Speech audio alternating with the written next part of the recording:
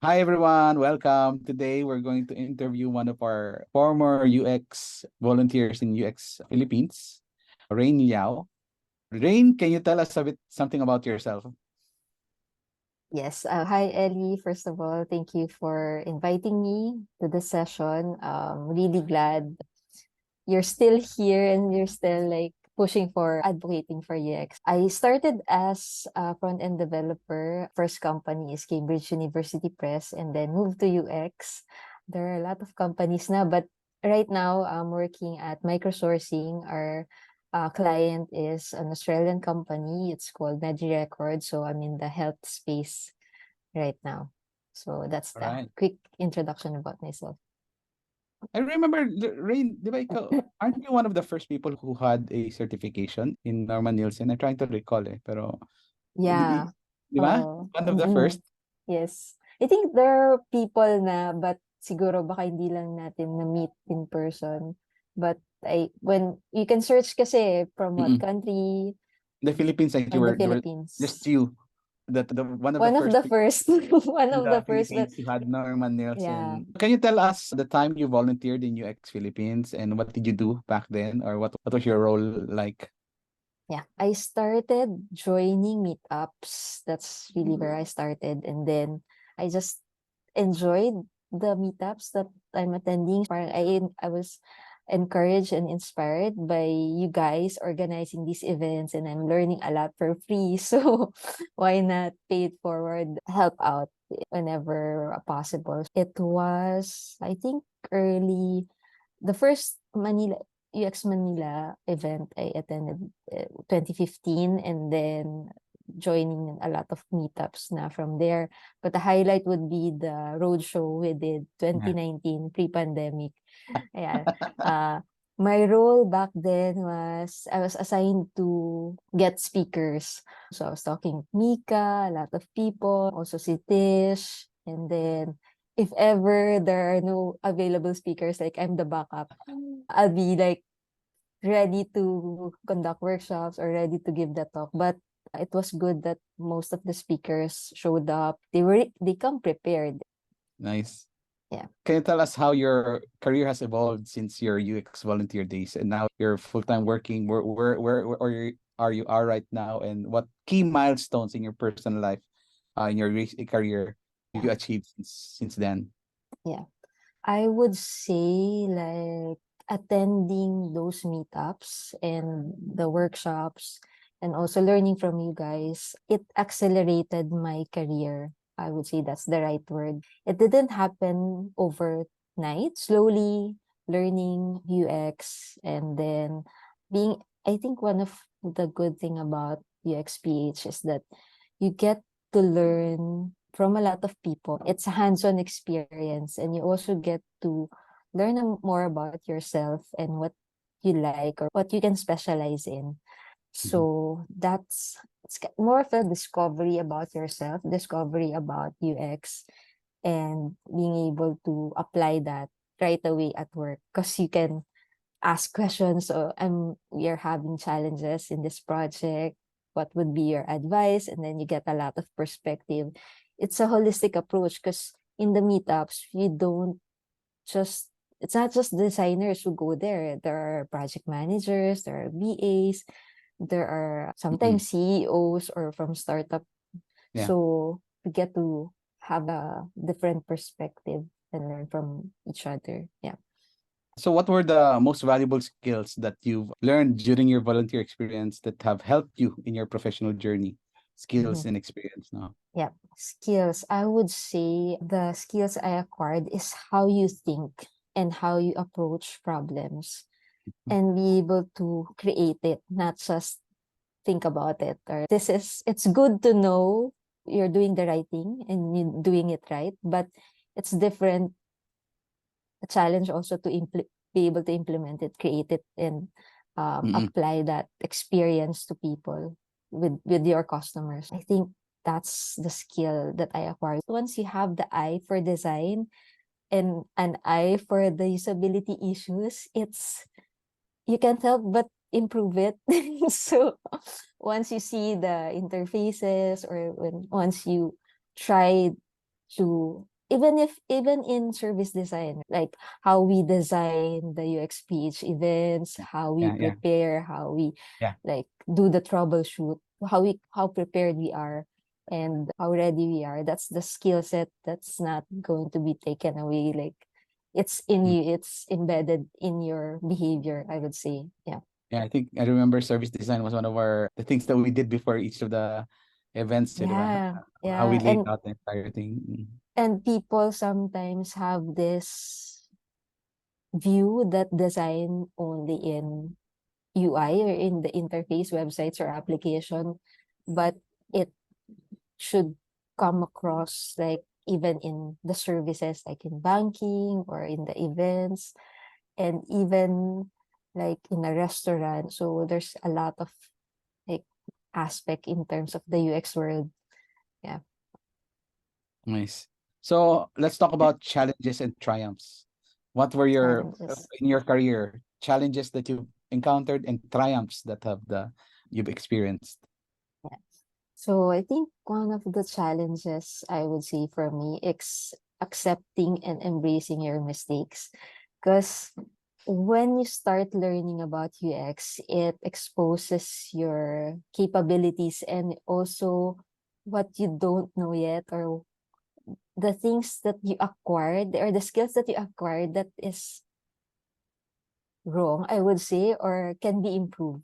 So, because like especially in design, for example, before you would go straight to designing na high fidelity, di ba? Mm. But when you learn about UX, you do research muna, you ask questions, you ask the right questions. You start with low fidelity, you start drawing, you start sketching, you start brainstorming. And for some people who are used to doing the high fidelity right away, you have to unlearn things. So you have to identify that those are the wrong practices or probably like you acquired along the way. But definitely you can improve. So those are the challenges I would say like personally. And then there's the challenge that's external. You're working with the team, you're working with the your boss, you're working with other people with different backgrounds and different perspective. So you get to, and in terms of working, have different perspective. But if you all have the knowledge, the UX background, I would, it's easy to build, to move in that direction. Let's push for the best experience for our customers and let's Yeah. also consider the business. But it will be a challenge if ever that you're the only person advocating for that. Yeah. So you're UX of carrying the one. team. Yes, you're UX of one. So it's a different challenge. It's good that I started with the team. I started with the team and then we're all into learning and then discovering the best practices, the best approach to solving the problems. So it's helpful. Parang challenges are a bit easier, I would say, but I also encountered some wherein there's really like an opposing direction. So Yeah. you need to be able to be patient in Yeah. because they don't have that UX background. You need to um, be patient with explaining the reasons and also be able to present your research or the reasons why you want to move this forward because of our customers. Those are the different challenges I Triumphs. encountered. Any Triumphs. triumph, memorable triumphs that Triumphs. uh-huh. Triumphs. It's fulfilling whenever your team or the CEO or the stakeholders listen to what you're about to say. I think that's a triumph. That's a win. Every time you come prepared, you explain the reasons, and you also get to listen and get insights from them. Because one of the learnings I would also say is that sometimes parang too focus on UX that you don't consider the business aspect. You Yes, need to get, yes. you need to balance. You need to make money. So in order to survive. And a good skill set would be to balance both and to incorporate also the business side. And have not just one limited mindset. So be open, understand, learn from others as well. Try, I would say, projects na ba to, Ellie? Are these So yeah, projects yeah, already? project.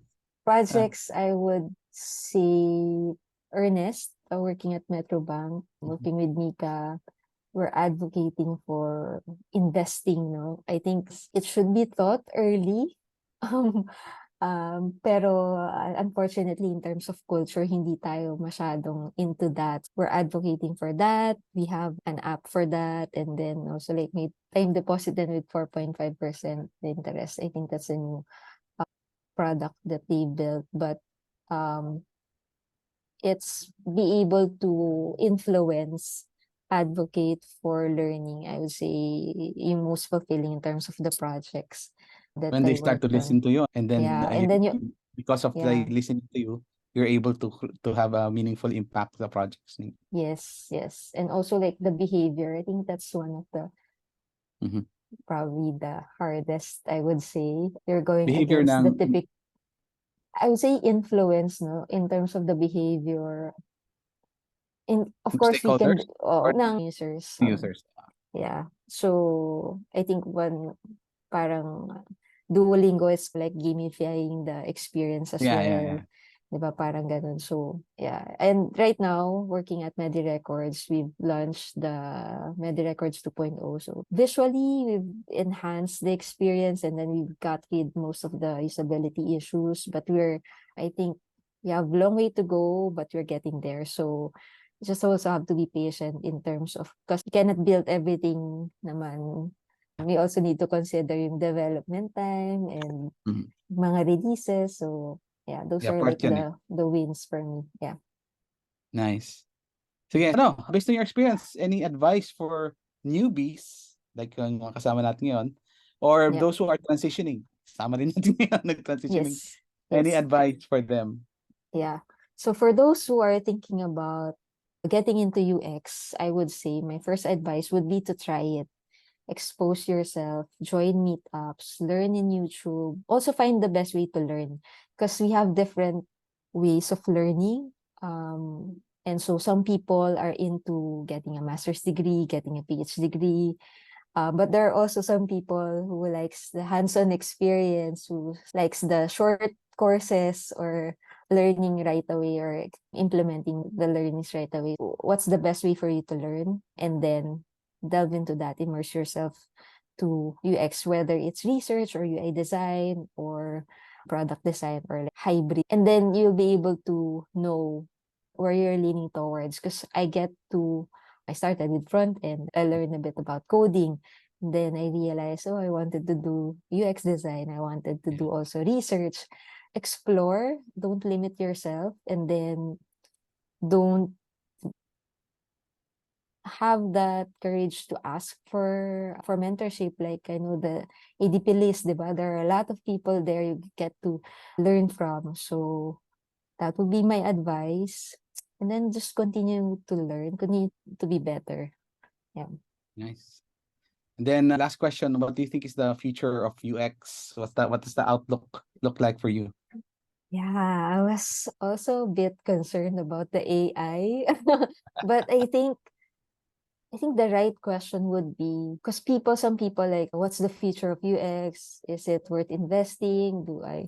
I think those are some of the questions people have in mind right now. I think the right perspective would be, or at least the question, how do I make use of the technology that is available right now?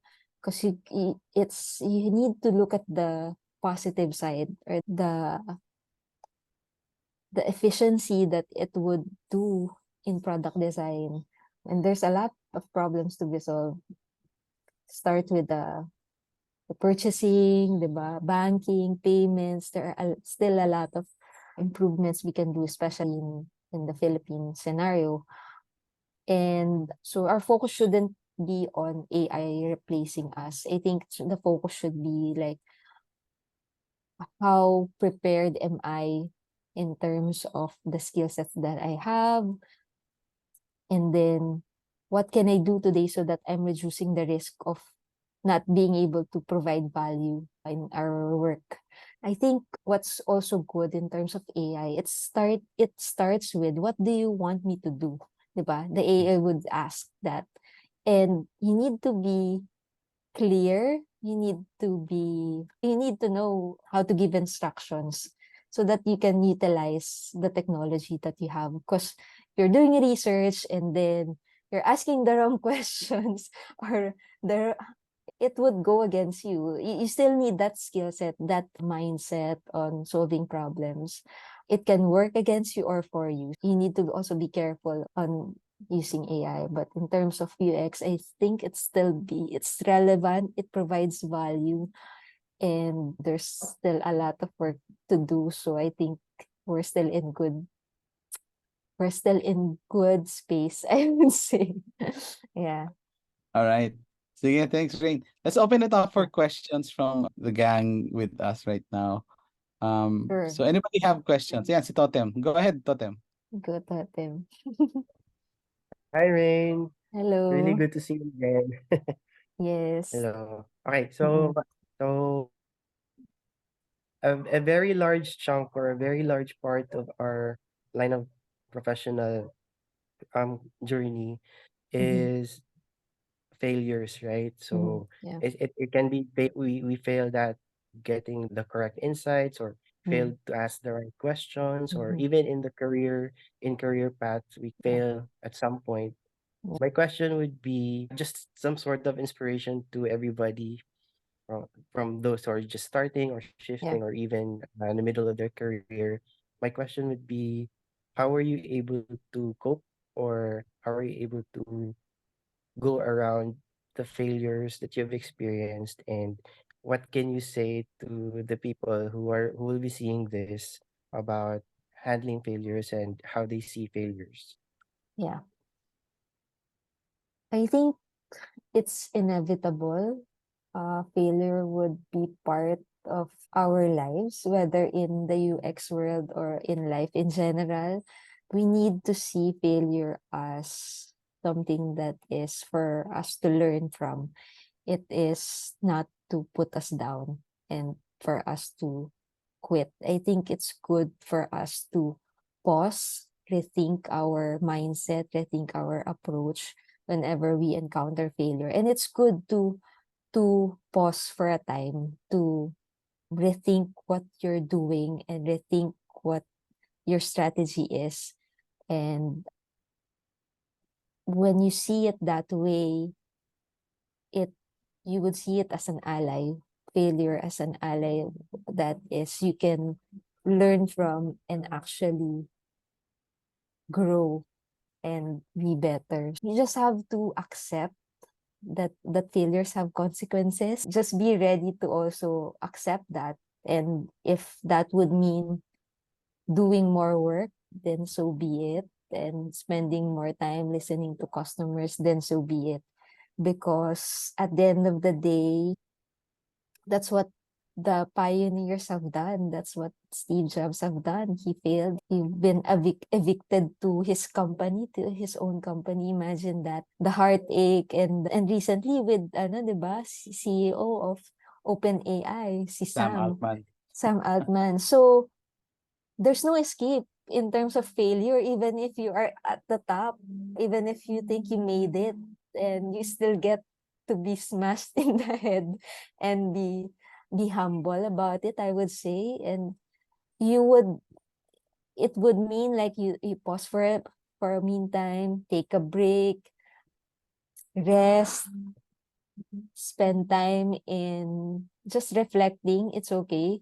But at the end of the day, I think when you have that in you that you wanted to grow, you will get back in time. So just give yourself, don't be so hard on yourself, I would say, when you encounter failure. And travel, not do work for a time, take a break, because that's when you would be replenished and be recharged and be ready to take on another challenge. So that would be my advice. So hopefully, Failure is your ally. yes, yes. Failure is your It's ally. painful, but it's inevitable. So, Yeah. yeah. Anybody else have questions? Yes, go, Nicole. Hello, Nicole. Hello, Miss Rain. And My question is, looking ahead, what inspires you in your career? And how do you envision making a positive impact in the future? what inspires me, you guys, and Ellie, still pioneering UX design. People who inspired me, also shout out to Nick Servino, who I worked with at Cambridge. And I think he's in NLEX right now. Yeah, shout out to those mentors. I think they inspire you because like you don't just see them in YouTube or you get to meet them and you get to learn from them. It somehow tells you that what they've done you can do as well. You can do that as well. So that inspires me, and also paying it forward because I know I learned so much from these guys, and it's now my time to also give back and teach what I've learned from them. And it takes time to learn. Don't be so rush in. Parang sometimes you don't see progress. Sometimes it's very small, but you just have to keep doing it regularly, learning something new. And then what else inspires me to think whenever you experience a service or a product wherein this can be improved, something like that. So it motivates you to hopefully in the next generations, less usability issues, yes, downtime or better experiences, especially in our government, right? So those are some of the challenges.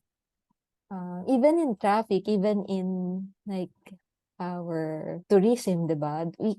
UX can be applied in those areas. So, yeah. Nice. Sige. May isa pang question, di ba, Nicole? What's the other one? What inspires Sorry, the, ano man?